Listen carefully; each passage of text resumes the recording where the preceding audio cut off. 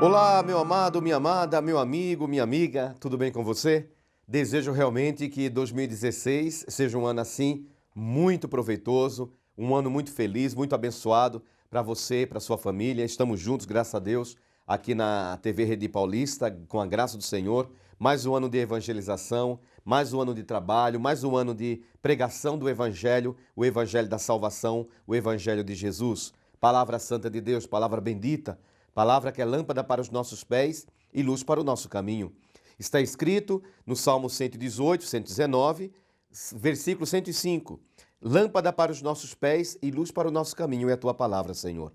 Portanto, a palavra do Senhor é lâmpada para os nossos pés, é luz para o nosso caminho. Meu amado irmão, minha amada irmã, nós sempre aprendemos com os personagens bíblicos, com os profetas, com os apóstolos do Senhor. Sempre aprendemos porque são homens e mulheres conduzidos pelo Espírito Santo, cheios de Espírito Santo. Então aprendemos muito com eles. Por exemplo, o profeta Daniel. Daniel diz a palavra de Deus, 4 jovens foram levados para a Babilônia e foram levados para o palácio do rei Nabucodonosor.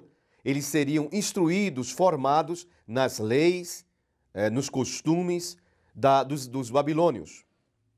Diz a palavra de Deus que Daniel, Ananias, Misael e Azarias. Daniel, Ananias, Misael e Azarias. Os 4. Eles receberam os 4 nomes, né? Daniel, os 4 jovens.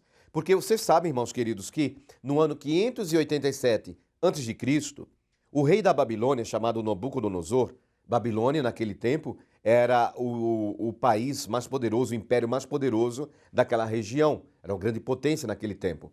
E o Nabucodonosor invadiu o país de Israel e sitiou a cidade de Jerusalém durante alguns anos e conseguiu entrar em Jerusalém, arrasando Jerusalém, destruindo Jerusalém, matando muitas pessoas com certeza, destruindo o templo que o rei Salomão, filho de Davi, havia construído para Deus, para a glória de Deus, levando os utensílios do templo, os utensílios sagrados, o candelabro.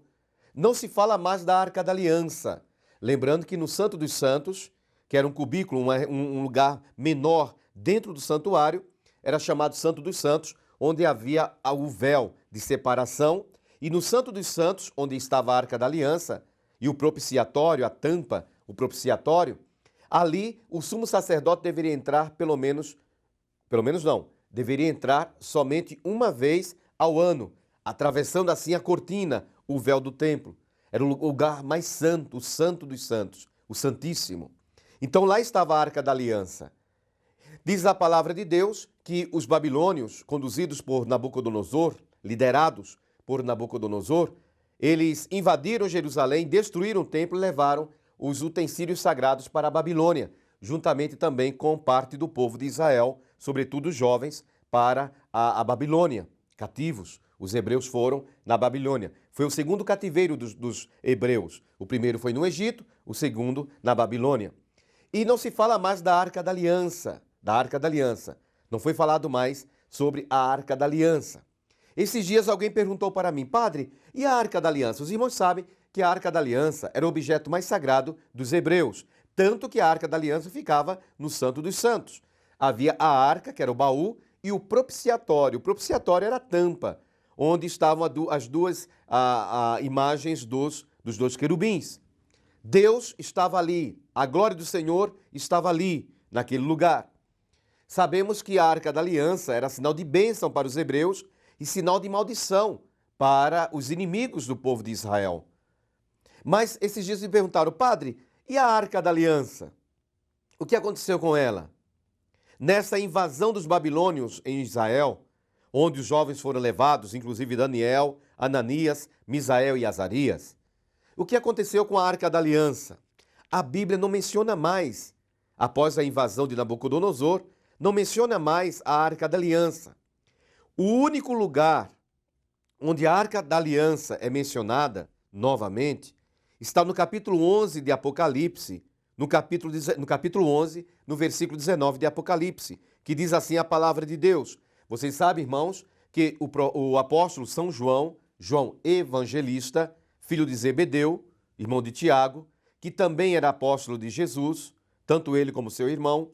João Evangelista era o mais novo dos 12 apóstolos.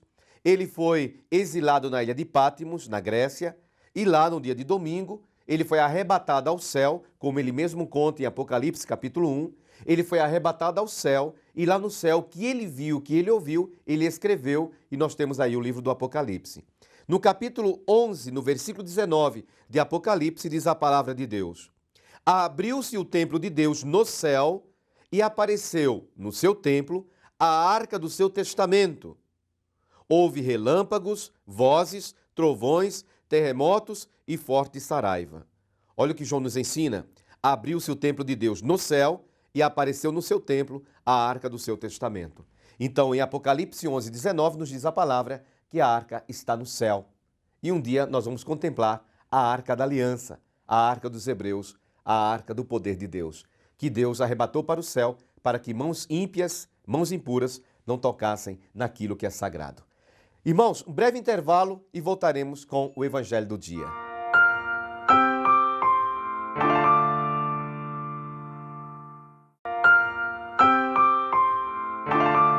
Olá, meu amado, minha amada, vamos lá para a palavra do Senhor. O Evangelho do dia de hoje está em São Marcos, capítulo 6, versículo 45 ao 52. Imediatamente, Jesus obrigou seus discípulos a subirem para a barca, para que chegassem antes dele à outra margem, em frente de Betsaida, enquanto ele mesmo despedia o povo. E despedido que foi o povo, retirou-se Jesus ao monte para orar. À noite, achava-se a barca no meio do lago e Jesus a sós em terra. Vendo-os se fatigarem em remar, sendo-lhes o vento contrário, Jesus foi ter com eles pela 4ª vigília da noite, andando por cima do mar, e fez como se fosse passar ao lado deles. À vista de Jesus, caminhando sobre o mar, pensaram que fosse um fantasma e gritaram, pois todos o viram e se assustaram.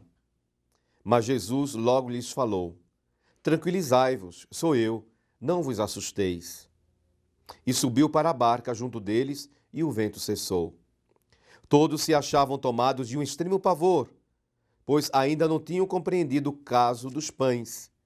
Os seus corações estavam insensíveis. Palavra da salvação. Irmãos, esse evangelho, essa passagem bíblica de Jesus andando sobre as águas, aconteceu logo depois da primeira multiplicação dos pães.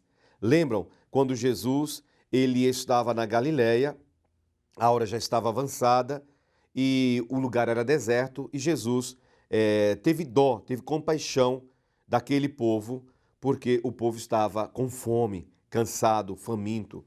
E diz a palavra de Deus que Jesus tomou 5 pães e 2 peixes, os abençoou e aconteceu a multiplicação. Eles foram alimentados, 5.000 homens. 5.000 homens foram alimentados com 5 pães e 2 peixes. Quem é este que tem poder para alimentar 5.000 pessoas com apenas 5 pães e 2 peixes? Jesus, irmãos. Ele, Jesus, é o multiplicador.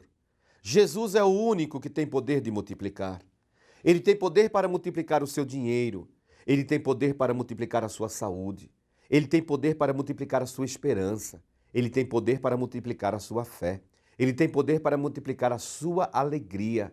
Ele tem poder para multiplicar a sua prosperidade. Ele tem poder para multiplicar os seus bens.